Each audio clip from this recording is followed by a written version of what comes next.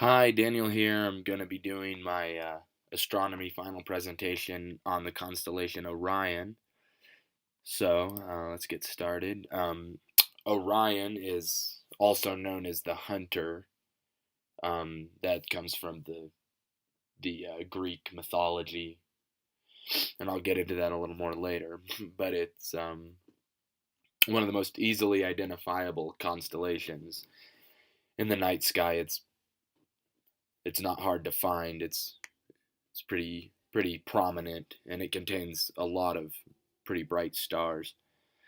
Um, so the main stars that make up the main parts of Orion, there's seven of them.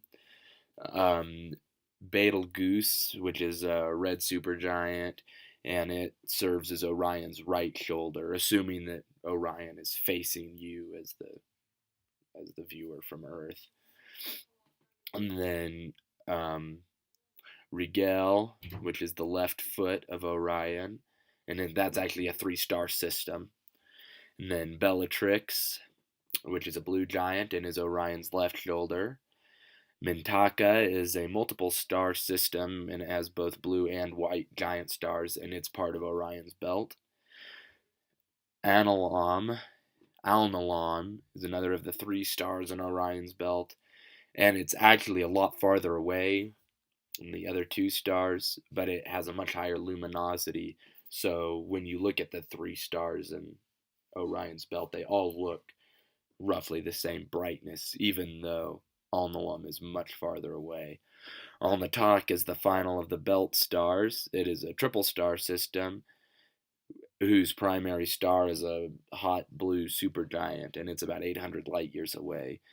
Then the final one is Scythe, which is the right foot of Orion, and it's about the same size and distance as Rigel, but it's much fainter because we don't see the um we can't see a lot of the light because it falls in the ultraviolet light spectrum. So then right here, this is a picture of um, the constellation illustrated.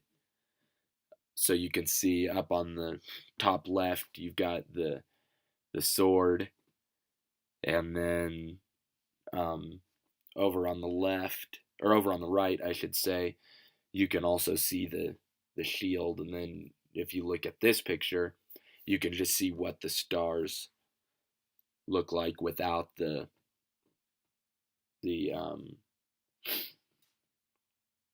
illustration over it.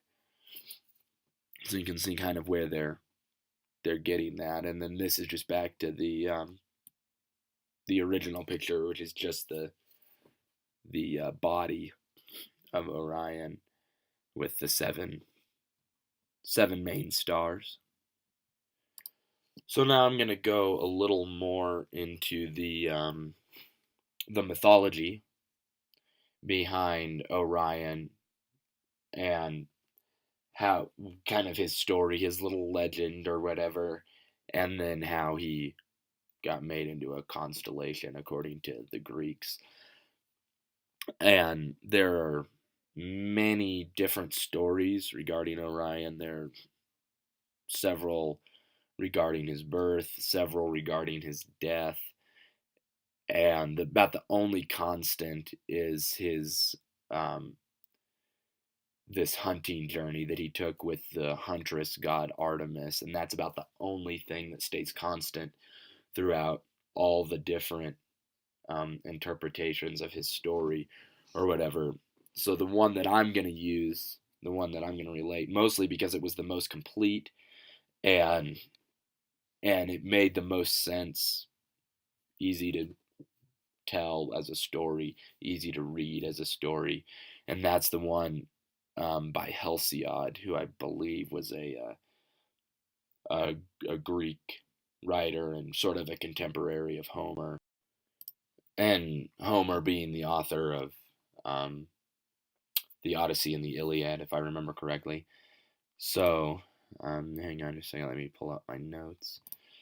Um, so yeah, like I said, a lot of different versions. And so this is the Hesiod version. So it goes something like this is my own interpretation, my own wording from what I found on the internet. So Orion was the son of the sea god Poseidon, however you pronounce it. Because of this heritage, he had the ability to walk on water. Using this ability, he walked to the island, I should say, of Chios, which was ruled by Oenopion. Oenopion had a daughter named Merope, whom Orion loved. However, in a drunken rage, Orion assaulted Merope, and consequently his eyes were stabbed out by Oenopion. Then Oenopion threw Orion off the island. Orion stumbled in his blindness to the island of Lemnos, where Hephaestus, the lame smith god, told his servant Sedalion to take Orion to the far east, where Helios, the sun god, could heal him. Regaining his sight, Orion carried Sedalion around on his shoulders, vowing to return to Chios to punish Oenopion. Upon hearing of the anger and wrath of Orion, Oenopion hid away, and Orion could not find him. Orion then journeyed to Crete, where he hunted with the goddess Artemis. While hunting, he threatened to kill every living beast on the earth. This angered Mother Nature, who sent a giant scorpion to kill Orion. Upon Orion's death, Artemis begged Zeus to place Orion among the constellations. Zeus agreed and elevated Orion to the heavens, where we still see him today. So that's just the story of Orion in Greek mythology. And he's not a well known character in Greek mythology, and there's not a lot of information about what the Greeks'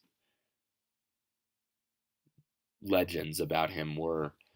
So it's a little bit harder to come up with stuff, and I think that's the case with most constellations and their respective characters.